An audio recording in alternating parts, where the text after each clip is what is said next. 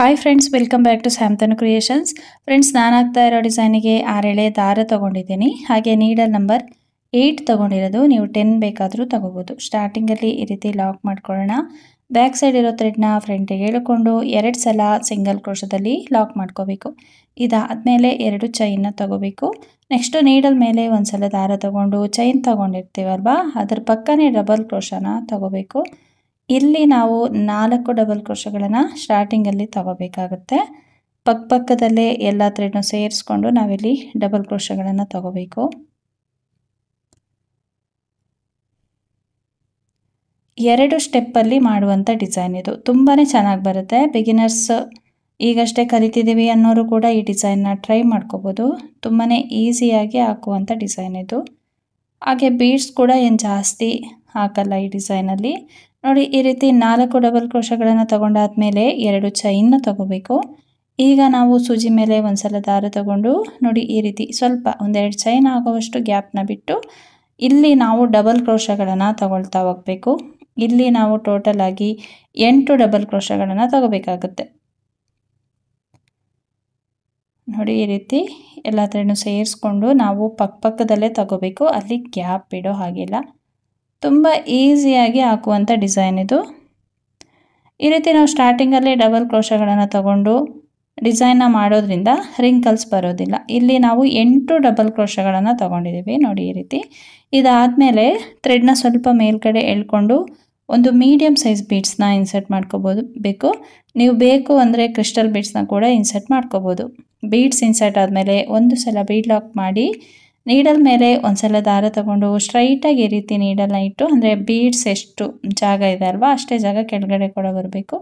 ಅಷ್ಟು ಗ್ಯಾಪ್ ಬಿಟ್ಟು ಮತ್ತೆ ನಾವಿಲ್ಲಿ ಡಬಲ್ ಕ್ರೋಶಗಳನ್ನು ತಗೊಳ್ತಾ ಹೋಗಬೇಕು.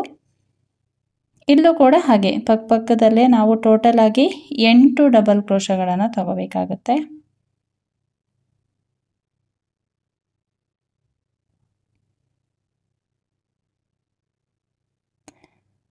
ಈ ರೀತಿ ನೀಟಾಗಿ ಎಲ್ಲದನ್ನು ಸೇರಿಸ್ಕೊಂಡು ನಾವು 8 ಡಬಲ್ ಕ್ರೋಶಗಳನ್ನು ತಗೋಬೇಕು.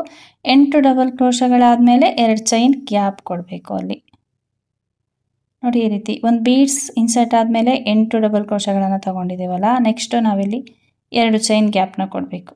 ಇದಾದಮೇಲೆ ನೀಡಲ್ ಮೇಲೆ ಒಂದು ಸಲ ದಾರ ತಗೊಂಡು ಸ್ಟ್ರೈಟಾಗಿ ಈ ರೀತಿ ನೀಡಲ್ನ ಇಟ್ಟು, ಅಂದರೆ 1-2 ಚೈನ್ ಗ್ಯಾಪ್ ಅಷ್ಟು ಜಾಗ ಬಿಟ್ಟು ಮತ್ತೆ ನಾವಿಲ್ಲಿ ಡಬಲ್ ಕ್ರೋಶಗಳನ್ನು ತಗೊಳ್ತಾ ಹೋಗಬೇಕು.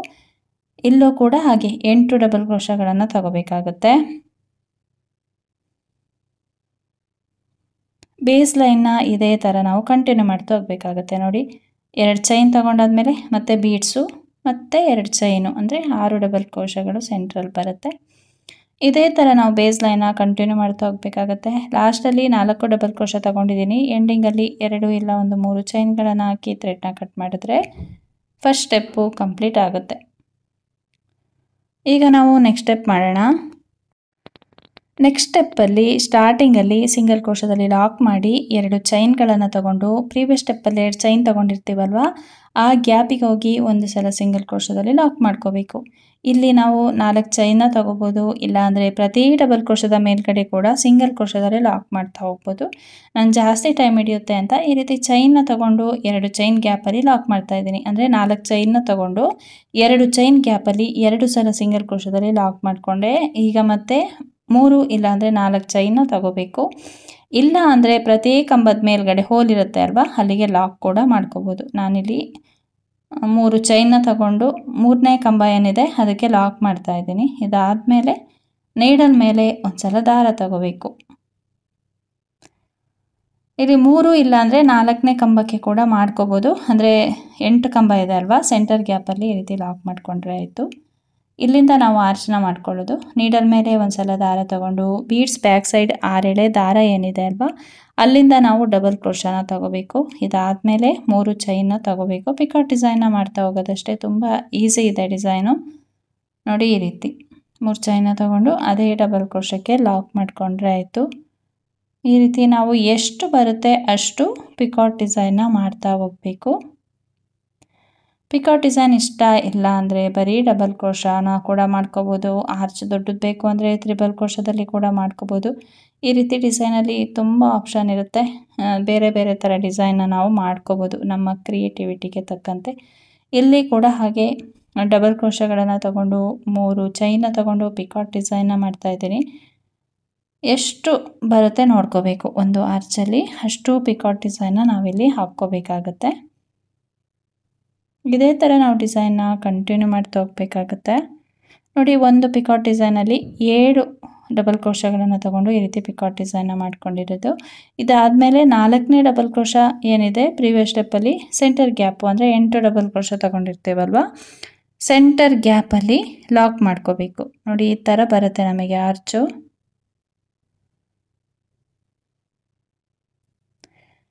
ಏಳು ಡಬಲ್ ಕ್ರೋಶಗಳು ಬಂದಿದೆ. ಇದಾದಮೇಲೆ 3 ಇಲ್ಲ ಅಂದರೆ 4 ಚೈನ್ನ ತಗೊಂಡು 2 ಚೈನ್ ಗ್ಯಾಪಲ್ಲಿ ಲಾಕ್ ಮಾಡ್ಕೋಬೇಕು. 2 ಸಲ ಇಲ್ಲಿ ಲಾಕ್ ಮಾಡ್ಕೋಬೇಕಾಗುತ್ತೆ. ಆ 2 ಚೈನ್ ಗ್ಯಾಪಲ್ಲಿ ನಾವು ಕುಚ್ಚನ್ನ ಕಟ್ಕೊಳ್ಳೋದು. ಇದಾದಮೇಲೆ 4 ಚೈನ್ಗಳನ್ನು ತಗೊಂಡು 8 ಡಬಲ್ ಕ್ರೋಶ ಏನು ತಗೊಂಡಿರ್ತೀವಿ ಪ್ರೀವಿಯಸ್ ಸ್ಟೆಪ್ಪಲ್ಲಿ ಅದರ ಸೆಂಟರ್ ಗ್ಯಾಪಲ್ಲಿ ಲಾಕ್ ಮಾಡ್ಕೋಬೇಕು. ನೋಡಿ, ಈ ರೀತಿ ಸೆಂಟರ್ ಈ ಥರ ಲಾಕ್ ಮಾಡಿಕೊಂಡು ನೆಕ್ಸ್ಟ್ ನಾವು ಆರ್ಚ್ನ ಮಾಡ್ಕೊಳ್ಳೋದು. ಬೀಡ್ಸ್ ಬ್ಯಾಕ್ ಸೈಡ್ ಇರೋ 6 ಎಳೆ ದಾರಕ್ಕೇ ನಾವಿಲ್ಲಿ ಆರ್ಚ್ನ ಮಾಡ್ತಾ ಹೋಗೋದು. ತುಂಬ ಈಸಿಯಾಗಿ ಹಾಕುವಂಥ ಡಿಸೈನ್ ಇದು. 2 ಸ್ಟೆಪ್ಪಲ್ಲಿ ಮುಗ್ದೋಗುತ್ತೆ, ಹಾಗೆ ಗ್ರ್ಯಾಂಡಾಗೂ ಕಾಣಿಸುತ್ತೆ. ನಿಮಗೆ ಖರ್ಚು ಕೂಡ ಏನು ಜಾಸ್ತಿ ಬರಲ್ಲ. ತುಂಬ ಈಸಿಯಾಗಿ ಈ ರೀತಿ ಡಿಸೈನ್ನ ನಾವು ಟ್ರೈ ಮಾಡ್ಕೋಬೋದು. ಇಲ್ಲಿ ಬಂದು ಒಂದು ಆರ್ಚಲ್ಲಿ ಎಷ್ಟು ಡಬಲ್ ಕ್ರೋಶಗಳನ್ನು ತಗೊಂಡು ಪಿಕಾಕ್ ಡಿಸೈನ್ ಮಾಡಿರ್ತೀವಿ ಅಷ್ಟೇ ಡಬಲ್ ಕ್ರೋಶಗಳನ್ನು ನೆಕ್ಸ್ಟ್ ಆರ್ಚಲ್ಲಿ ಕೂಡ ತಗೋಬೇಕು. ಆವಾಗ ಎಲ್ಲ ಆರ್ಚ್ಗಳು ಒಂದೇ ಥರ ಕಾಣಿಸುತ್ತೆ. ಇಲ್ಲಿ ಆರ್ಚ್ನ ಲಾಕ್ ಮಾಡಿದ್ದೀನಿ. ನೆಕ್ಸ್ಟು 3 ಇಲ್ಲ 4 ಚೈನ್ನ ತಗೊಂಡು 2 ಚೈನ್ ಗ್ಯಾಪಲ್ಲಿ 2 ಸಲ ನಾವು ಸಿಂಗಲ್ ಕ್ರೋಶದಲ್ಲಿ ಲಾಕ್ ಮಾಡ್ಕೋಬೇಕು. ಇದಾದಮೇಲೆ ಇಲ್ಲಿ ಎಂಡಿಂಗಲ್ಲಿ 4 ಚೈನ್ನ ತಗೊಂಡು ಲಾಸ್ಟ್ನೇ ಕಂಬ ಏನಿದೆ ಅಲ್ವಾ ಆ ಹೋಲಿಗೆ ಲಾಕ್ ಮಾಡ್ತಾ ಇದ್ದೀನಿ. ಇದಾದಮೇಲೆ 2 ಇಲ್ಲ 3 ಚೈನ್ಗಳನ್ನು ಹಾಕಿ ಥ್ರೆಡ್ನ ಕಟ್ ಮಾಡಿದ್ರೆ ಅಲ್ಲಿಗೆ ಡಿಸೈನು ಕಂಪ್ಲೀಟ್ ಆಗುತ್ತೆ. ನೋಡಿ, ಈ ರೀತಿಯಾಗಿ ಕಾಣಿಸುತ್ತೆ. ತುಂಬ ಈಸಿ ಇದೆ ಡಿಸೈನು. ಸ್ಯಾರಿಗೆ ಹಾಕ್ದಾಗಂತೂ ತುಂಬಾ ಚೆನ್ನಾಗಿ ಕಾಣಿಸುತ್ತೆ. ಈ ರೀತಿ ಡಿಸೈನ್ ಹಾಕೋದ್ರಿಂದ ಡಿಸೈನ್ಗಳು ತುಂಬಾ ಗ್ರ್ಯಾಂಡಾಗಿ ಕಾಣಿಸುತ್ತೆ ನಮಗೆ. ಹಾಗೆ ಹಾಕೋದು ಕೂಡ ತುಂಬಾ ಈಸಿ.